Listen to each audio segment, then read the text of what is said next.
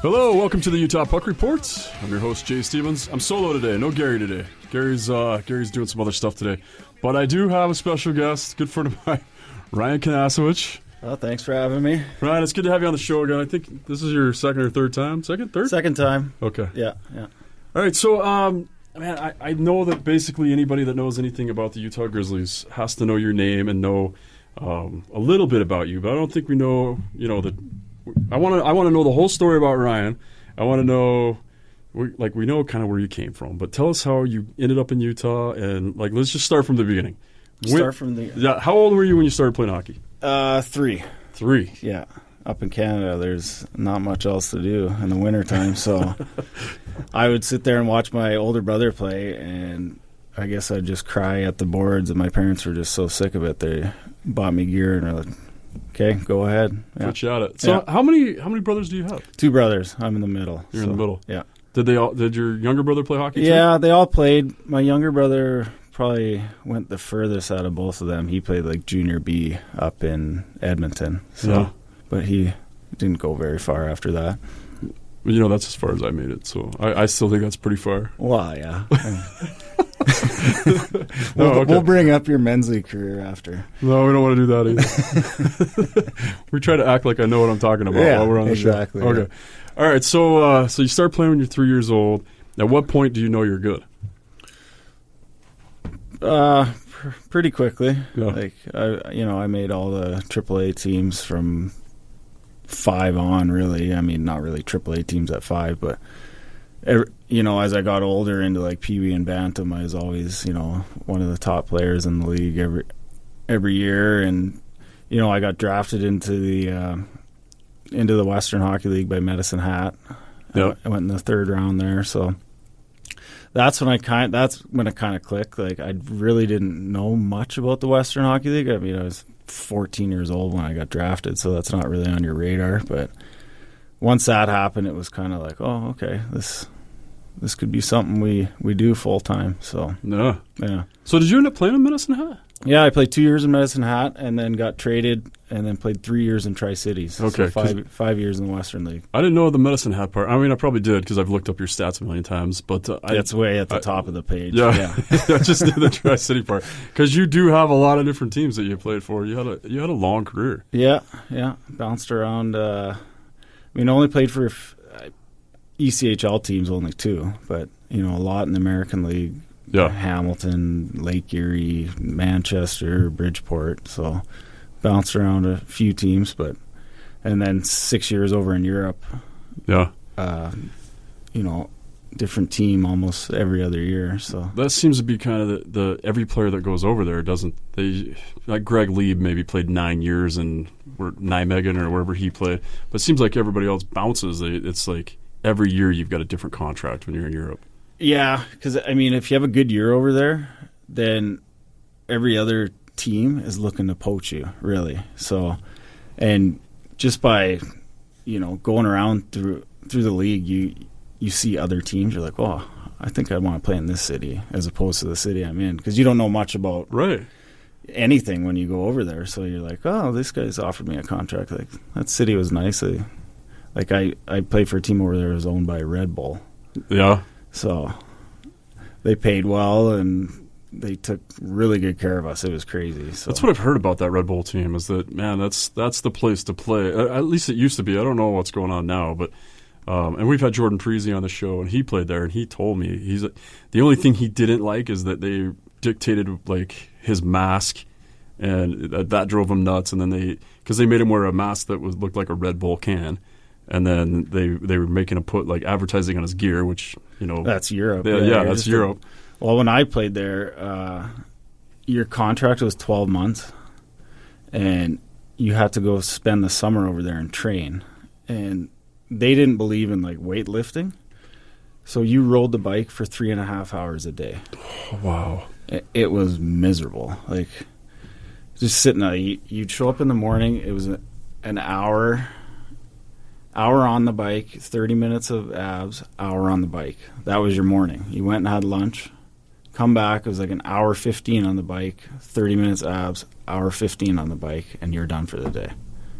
What? Yeah. That's insane. Well, so it's funny because Daniel Brickley was giving me an argument the other day. He was talking about he didn't believe that spin class did anything for him because you remember part of my hockey camps have always been putting kids through TRX and spin class and long muscle and cardio, stuff like that, right? And he's like, that does nothing for you. I'm like, no, it does something for you. But I don't think that 3.5 hours is necessary. Do you think that made you any no? Any That's more the ready? thing is as soon as they wouldn't let us skate either. So he was like Auschwitz over there. Okay. I don't know if I can say that on here, but Well, you did, so we'll go on. Yeah, we can edit it out. But so it was bad. All right. So they wouldn't let us skate, but 3.5 hours on the bike every day for it was 5 days a week, and you'd think once it's time to skate you'd feel good. Yeah. No, nothing compares to skating. Right. And you know that as you could ride the bike as long as you want, but it's just you don't have that same burn in your lungs, burn in your legs as you do sitting on the bike. You know? Yeah. That's. I mean, I get that you want to stay in shape, and I get there's things you have to do off ice to get in shape, but that's just that's crazy. Before we jump all over Europe and into that, though, I want to talk about your time here in Utah because are you still the all-time leading scorer? Yeah. And is anybody going to come close to you? I don't know. We might have to sign someone for a few years. How many years did you play in Utah? I was here for parts of 5. Yeah. But, I mean, you kept getting pulled up. Yeah. So, I mean, I don't know exactly how many games I played, 200 and something, but over the course of 5 years spread out. Yeah. So. I remember it was one of the first times that it really ever occurred to me. Well, it didn't occur to me. You told me. I told you? Yeah. You were telling. So you had just got sent back down, and we were talking, and I'm like, I don't even remember how it came up. And I asked you, I'm like, you're getting a point plus a game here.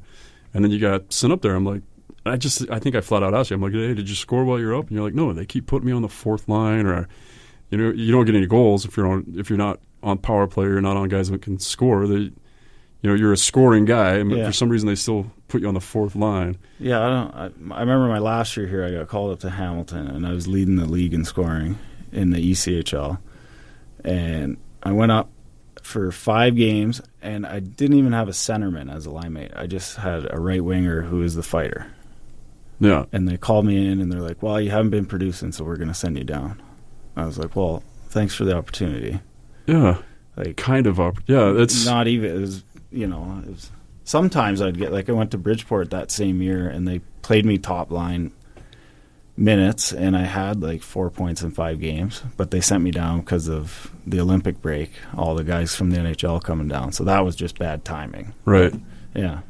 Yeah, and I don't think a lot of people understand that you've got to find a way on that fourth line to start scoring goals, or you're going to get sent back down, or you got to hope through some attrition that you get put on a line with a scorer or somebody that can set you up. It's the same in every sport. It doesn't matter who you are. If you're the best basketball player in the world, you still need somebody to pass the ball to or get it from. And same with soccer. You could be the best player in the world, but you still have to have somebody to play with. Yeah. You can't take on a whole team by yourself. I mean, a lot of fans, Grizzly fans, might not realize, we have some really good players this year coming up and last year that like Caleb Herbert that we had last year just didn't really ever get a chance, he could score a goal a game down here easily, but a lot of it's opportunity. Yeah. Yeah.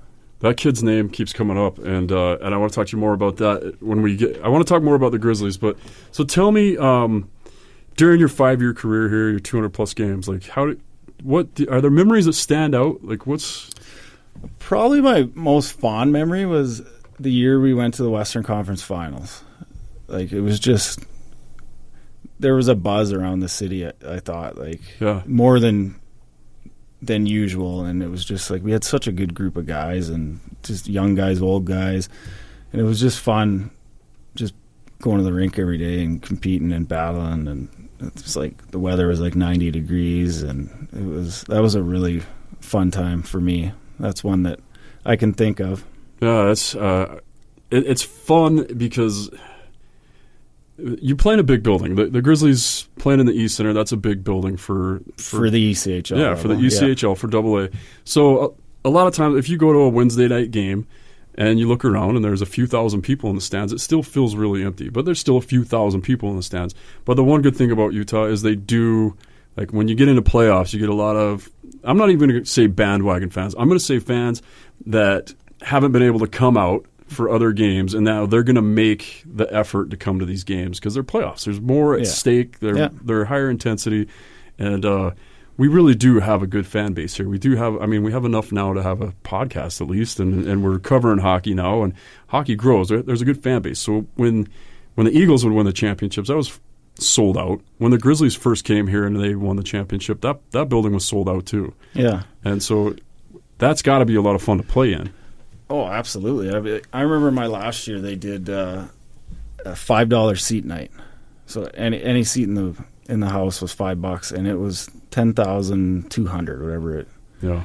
And playing on that on a Friday or Saturday night, like, even if you're not a hockey fan, you don't know what's going on out there. Like, people come and maybe have a few drinks, and they get loud, and it's fun to play in front of, like as opposed to the Wednesday games that. Yeah. Like you said, we still have like 4,000, but our building's just massive. Yeah, when it holds, what is it? I think it's 10,200 or something like that. Yeah. So it's I mean, even in the American League, the buildings aren't that big. Like you look at the Colorado Eagles, their seats about 5,500. Yeah. If we had a building that size, yeah, it'd look packed. It'd be hard to get a ticket, right? Yep. Yeah. So I remember, and man, for like when I first started watching hockey with the Golden Eagles back in the day, and then even when the Grizzlies came over and they'd do the $5 upper bowl or whatever, that was the only way I could afford to go to the game back then. Yeah, as a high school student or a college student or $5 back in those days was a lot of money. Yeah, but it was still it was a movie ticket. All right, it was the same as a movie ticket. And absolutely. Yeah, and I remember Tim Mauser. We're gonna have him on the show. He was the GM, and he's like, we just try to price the same as a movie. Yeah. Like some people can come to a $5 movie. Some people are going to come to the Friday night $7.50 movie, and they tried to keep their prices similar to a movie. I never knew that they had a scale or an idea of where they came from. And then obviously if you want to sell the glass at $25 or whatever, but it wasn't too crazy. But those nights were fun, and getting those buildings packed is a lot of fun. Was that at the Salt Palace? It was no. Mauser was here at the Maverick Center. Yeah. Because, I mean, there's not a bad seat in the Maverick Center. No. Like, it's pretty up and down, so. Yeah, it's I like watching hockey there. And I'm a little weird as a goaltender, and I just like to sit in the same place. And it seems like everybody does. I like to sit behind the net. And you have to sit behind the I was going to say. I know it's dumb, and I don't know why it is. But I'd rather sit at, like, the blue lines. I don't. Yeah. But, like, second deck. Yeah. I don't like sitting near the glass. Really? Yeah, you can't see very well. See, it for me, yeah, and if I sit too close to the glass where everybody's paying the big money, I can't see the whole play down there. Mm-hmm. And I like sitting behind the net because I can see things develop better, and maybe that's just because how I'm used to watching the game. Yeah, is from the net. I don't know, but you're right. There's not really a bad seat in that building, and the prices are decent. So yeah. All right. So anything else you can remember? I know we talked about some stuff you're hesitant to talk about, but let's. Yeah, I mean, we can talk about it. You were there for the one incident when Aquino got punched out after warm-up, was it? It was. My recollection is it was the morning skate, but it could have been warm-up. No, I thought it was the warm-up because rookies were supposed to pick up pucks after the warm-up. Oh, right. Okay. Right, because we didn't have. Back then, we didn't have, like, the helpers that always came out and picked up the pucks. Yeah. So the rookies would pick them up, and he refused to do it. And one of our older guys, Brad Haroff, walked up and just cold-cocked him right in the dressing room. So that was a good way to start the game. Yeah. That was an interesting year, to say the least. But, yeah, I remember that. That wasn't the only time Brad dropped the gloves. He was feisty. Yeah. With our own team and practice. Yeah, too. he'd fight his grandma for if he had to. I mean. Yeah. But he was a good player. I mean. So, not to pick on Ben again, but do you remember him threatening Ben? That same. I don't know. Same season. I can see why. Well, of course. But so Ben Wilner, who was, I mean, he was like the stick boy. Stick boy, yeah. For 10 years or something. Yeah. But part of the perk for being the stick boy is they'd let him go out and play, like after you guys played or before you guys played. I don't remember what it was. You get some ice and you go out and you go out and it was a little too close to actual team time for Brad's liking, so he threatened to beat up Ben because Ben came in and was filling up his Gatorade bottle or whatever to go out on the ice. And yeah, I don't remember that. I don't know if I was there for that. Well, I mean, it was honestly, I don't think there was anybody else in the locker room except for I think maybe I had just been waived again, so I was packing my stuff and I was in. So it would have been about like 4:30. Yeah, before a game. I think it was like 10. After? Like I skated the morning skate. Oh, okay. So it was in the morning. Okay. It was just one of those things. So 10 o'clock's when we go on. So if Ben's on the ice, Haroff had a good reason. Well, it's just funny because Brad's name comes up a lot. He was a good leader. Yeah. In a lot of ways too. He was he crossed the line every once in a while, but he was a good leader too. He crossed the line a lot, but he was definitely well respected throughout our locker room and throughout the league. And it ended up, I mean, he got pulled up to the AHL. He ended up playing there. Yeah, he played there for almost 3 or 4 full seasons. Yeah, I think so. He did really well. He's in Albany. I believe. Did he play for Smurf up there? Where was Smurf, in Chicago? Chicago, yeah. No, I don't think he would have went to Chicago. But okay, I couldn't remember. I could be wrong, but I could, and I should look it up. My computer's right there, but it's all right. It's closed. But, so we had because I have most of your career memorized because I'm a big fan. Yeah. All right, so talking about Brad and talking about Smurf, who was here, Jason Christie, who was a coach for a long time, and he's still coaching. Didn't he just set the record for most games coached or most wins? Or yeah, it's funny you bring up his name because so he's in Jacksonville now, and our new equipment guy, Matt Schwagman, was in Jacksonville with Smurf the very first year of the existence. Oh, really? Of the Iceman, yeah. No. So I'll have to maybe I'll have to have him on and see if he's got any Smurf stories. We could tell a lot of Smurf stories. I have a lot. Jason, it's funny because the first couple of years he was here, he was pretty abrasive as a person. He's a good coach. He knows what he's doing and stuff, but he was abrasive to some of the sponsors. A little rough around the edges, yeah. Yeah, and put it politely, right? It was weird, yeah. To put it, yeah. Because I know maybe he chased off a sponsor or two during a thing, and anyway, they were talking to him and trying to get him to maybe not be so rough around the edges. And anyway, he coached here for a few years, and then he went to the AHL as a coach, and then he came back and pulled me up as a e-bug in Ontario. For Ontario, and he was a completely different person at that time. Like, you know what, I've seen that, like, coaches, you need to evolve. Like, yeah, he is from the old school where it's yell and scream and just rough and tumble, and that does not work in today's game. So you either adapt or you're a dinosaur and you're out of the game, you know?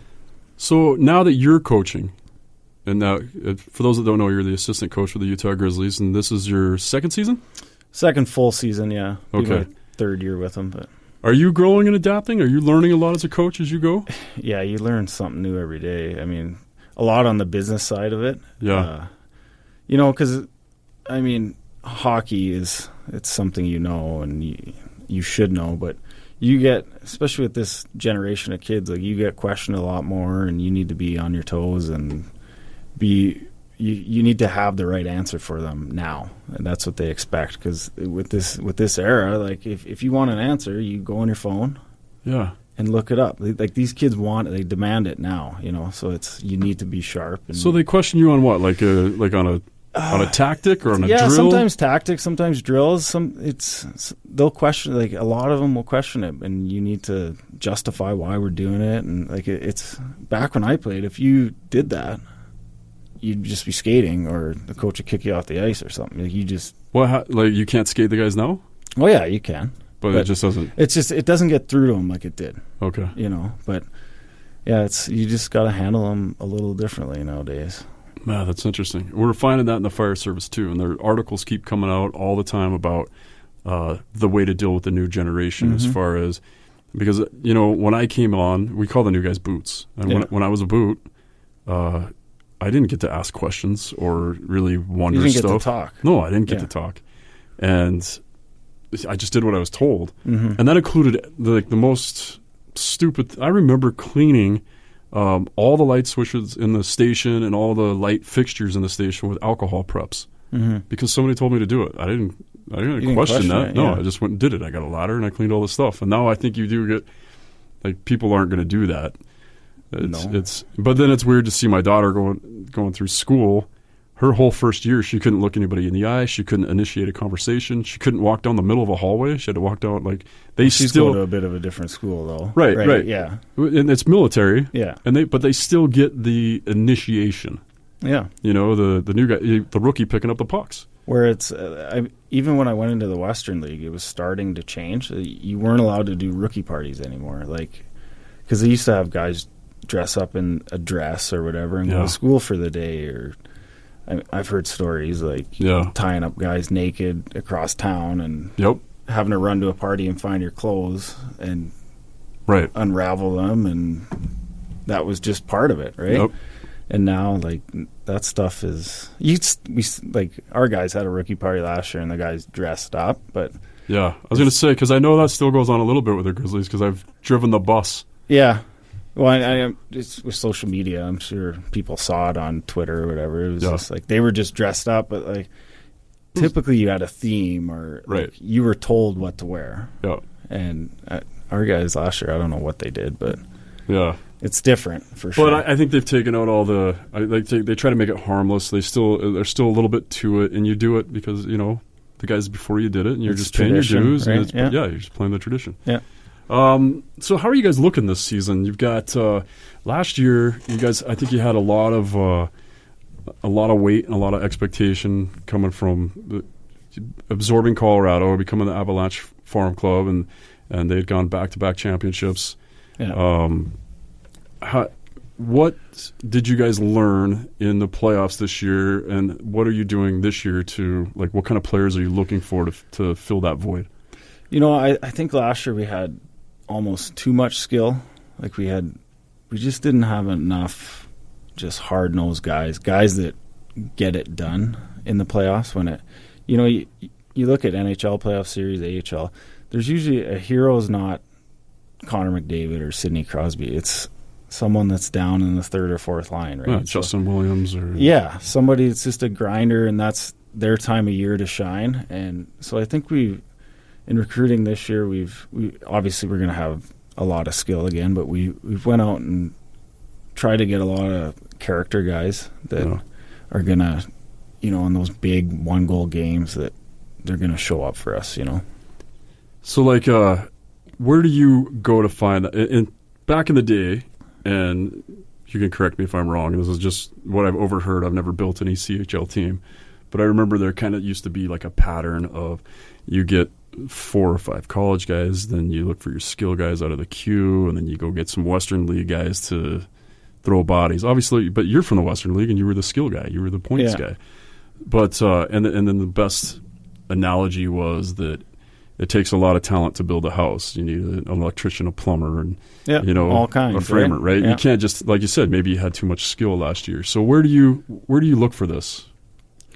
Well, Colorado plays a big hand in that, in recruiting a lot of guys, and it's just hockey's a small world. So word of mouth, agents, coaches that you've played with, guys you played with that have moved on to coaching.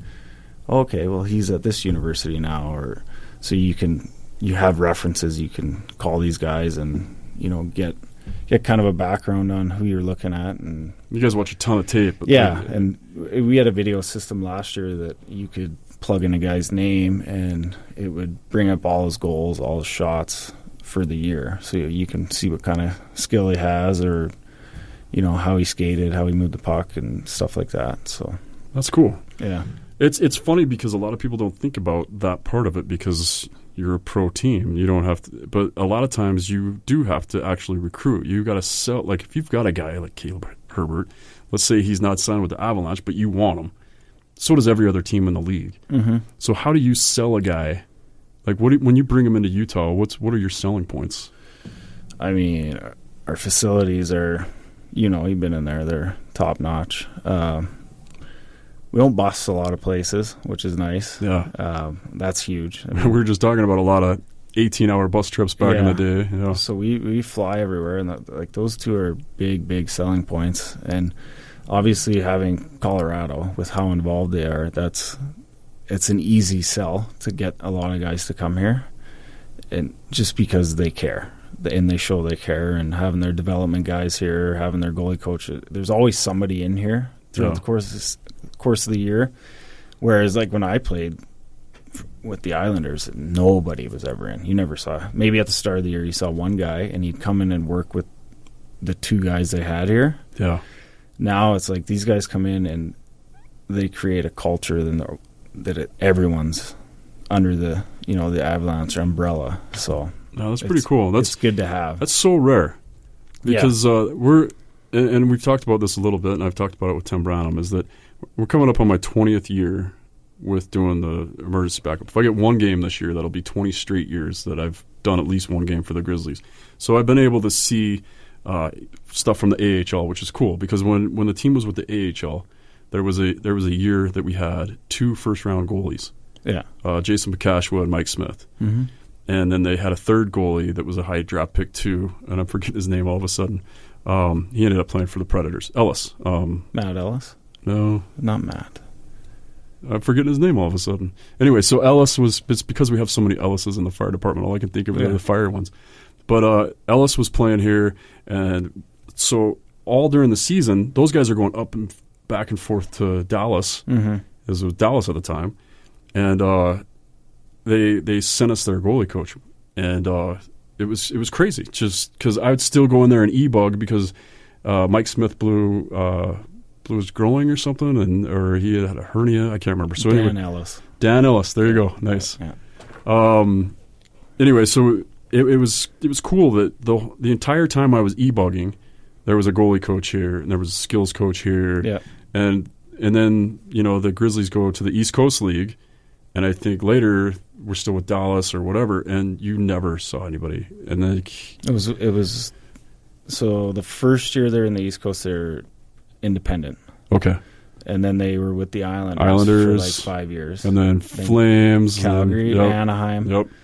And now Colorado. Yeah, and in those years, we rarely see a skills coach or never a goalie coach. No, and our goalie coach is in. Last year he was about once a month. I think this year's going to be more, and it's good for us, for Tim and I. Yeah, because Brett Clark is their development guy. He played 700 games in the NHL, so to have a guy like that come in for the week or whatever to bounce ideas off of or to get input on what he thinks, it's a huge help. Yeah, I bet. I mean, that's amazing. And how nice is it that there's somebody running the goalies, because you don't want to run goalies. You don't know how to help a goalie develop. No, I have no idea. The 1 year in there with Phoenix, actually, was it Phoenix? I don't remember. But anyway, whoever Grant Fuhr was goalie coaching for, which I think was Phoenix. Would have been Phoenix, yeah, because Gretzky and all of them were there. Oh, right. Yeah. So they sent Grant Fuhr here to work with the goaltenders, but the goalies had already moved on to the new style, and they didn't really want to learn from the stand-up. Yeah, they didn't want to learn so Grant would come and work with me, and I'm like, dude, you're just wasting your time. I'm not going to get any better. They'd work with you? Yeah, he'd come out and work with me, and I'm like, the first hockey game I ever watched was Edmonton Oilers, and Calgary Flames. I got to watch, Vernon versus and they never went down once. Yeah, right. Yeah, and then that's how I started, and now that I'm older, that's how I'm going to finish. Is the less butterfly. It's probably harder to go down now. It's so hard, man. Yeah. But anyway, it was man, what a cool thing, and not just for the goalies to have the opportunity to work with a guy like that that's won so many Stanley Cups. For a guy like me, I'm just a huge hockey fan that gets an opportunity because I'm a firefighter and I have those days off, right? Yeah. And to go out and get coached by Grant Fuhr, was just phenomenal. How long was that for? That was like a week. Just a week, yeah. Yeah, it was cool. But still, he was here for a week, and he worked it's like every day. fantasy camp for the week, right? Yeah, it's exactly what it was. Yeah. The goalie that was here at the time was a Cornell guy. That's movement was phenomenal, like phenomenal. He was a high pick, and I can't remember what happened to him, but he ended up not making the NHL, and they thought for sure this kid was the next goaltender for which happens all the time, right, with a high draft. Yeah. But anyway, okay, so you use those kind of things to sell Utah. Yeah. And the mountains got to play a part. Like, yeah, I mean, it's funny. You get a lot of guys come here and they're asking like, "Oh, where do we go hike?" Or where, what's a cool spot? And like, you can tell them like, go hike up Mill Creek, go hike up Cottonwoods, go to Park City for the day. Like, there's just so much that Salt Lake and Utah has to offer, especially if you're an outdoorsy type person, which I am. That's why I never really left. Like, I love it here. I mean, obviously, I met my fiance here, but right. It's to wake up every morning and look at the mountains. It's not a bad way to start the day. It's pretty amazing, and is it hard? Because I know that under a pro contract, you're not supposed to go skiing or snowboarding during the season. Mm-hmm. Is that true? Yeah. And do you know if guys still go out and ski or snowboard during the season? I don't know if any of our guys did last year. Yeah. But I remember when I played, some guys went out. Yeah. Yeah. I remember. And if you get hurt, your contract's void, basically. So.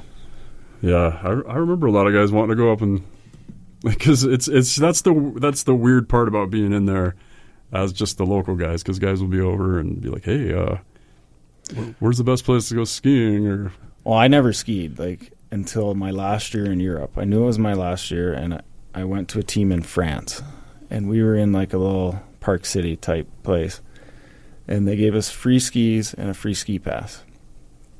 So, and I was a 5-minute walk to the lift from my apartment. That's awesome. So I was like, well, I'm going to learn. It's my last year, and now like I try and ski as much as I can. Like, I love it now. Yeah. That's awesome.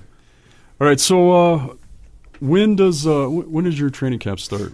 I believe we will have physicals September 29th, and then it'll start on the 30th. And you've re-signed some guys. Mm-hmm. Who do you have coming back? Well, Taylor Richart, he's been here for, this will be about his 3rd or 4th year now. Yeah. Good defenseman. Good leader, too, in the locker room. Yeah. A lot of guys look up to him. Yep. He's a true pro. I mean, he takes care of himself, and he's a good guy to get back for sure. Tegan's on. Yep. I mean, captain last year. Fan favorite, tough.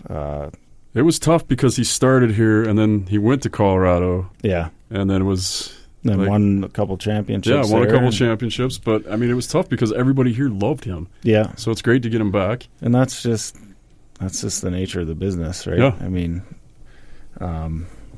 so to have him back is going to be huge. And we got guys like Tanner Nagel. He was a young kid out of junior last year. He's going to come back.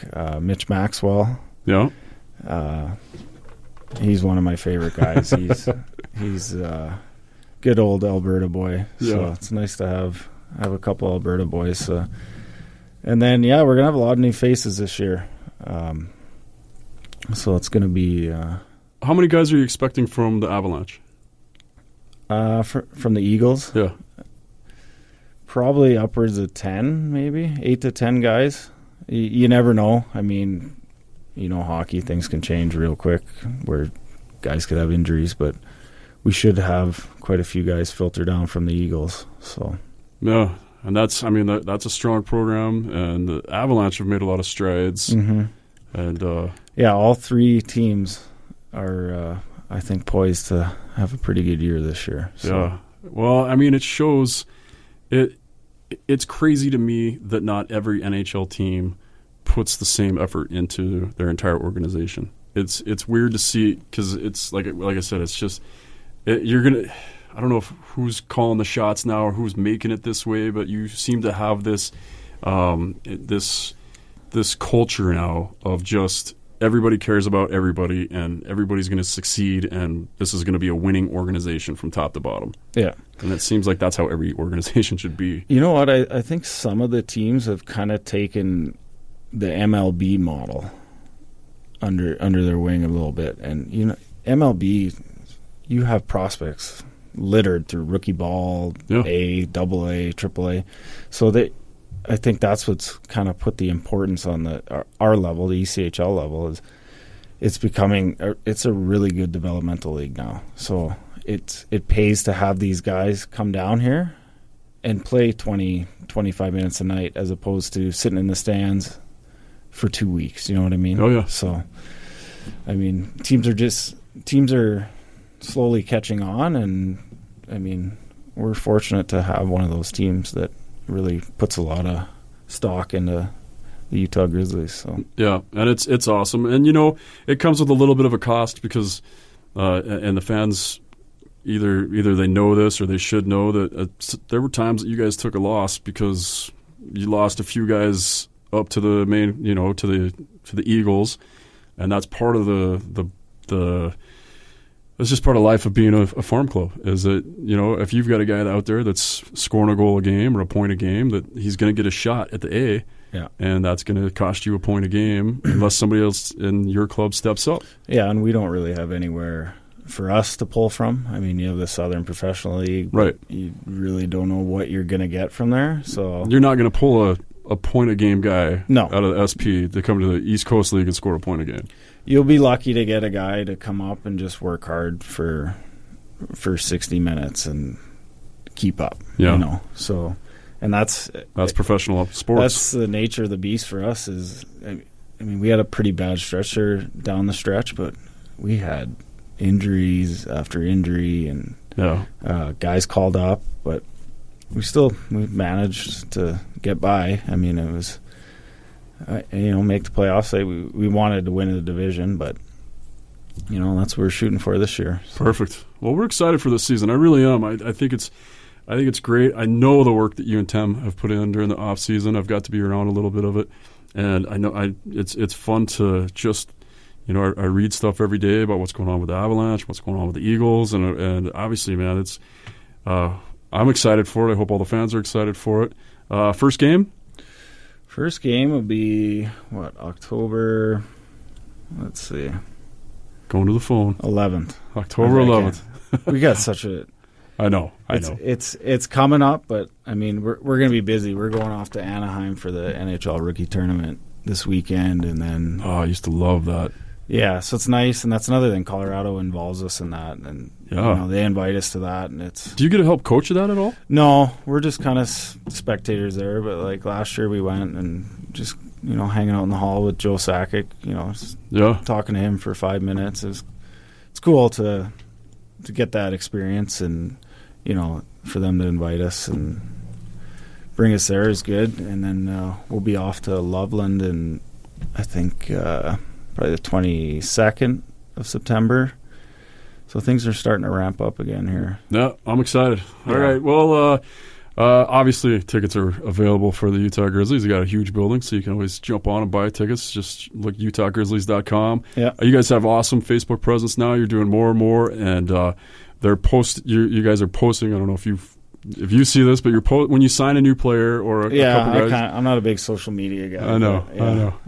But you know, your social media people are posting, so we get to see, like when you sign some kids out of college, and we get to see that right away, and they put a link so we can learn about them and get to know who's coming in. They're definitely doing a better job at it's cool keeping everyone up to date, and hopefully this year we can pack the house consistently. That'd be nothing better than that. Well, I can't think of a better thing to do than go watch hockey. In the winter, right? Like what else? Exactly. You can't ski at night. Night skiing's no fun anyway. No. Come down to sounds dangerous. Come down to the Maverick Center and enjoy a game. You know? Perfect. Great building, great team, great environment, fun to watch hockey. Best game in the world. Exactly. Yeah. All right, Ryan. Well, this is just the first of many times we're going to have you and Tim in and catch up with the Utah Grizzlies. And if you want to hear more about hockey in Utah, make sure you subscribe to this podcast. You can do that by texting the word PUCK to 57500 or go to KSLSports.com. We have articles now about hockey on KSLSports.com. And we also have a podcast link right there. And you just click on that, find the Utah Puck Report, and subscribe. Ryan, thanks so much for being on. Yeah, thanks for having me. And that's the Utah Puck Report.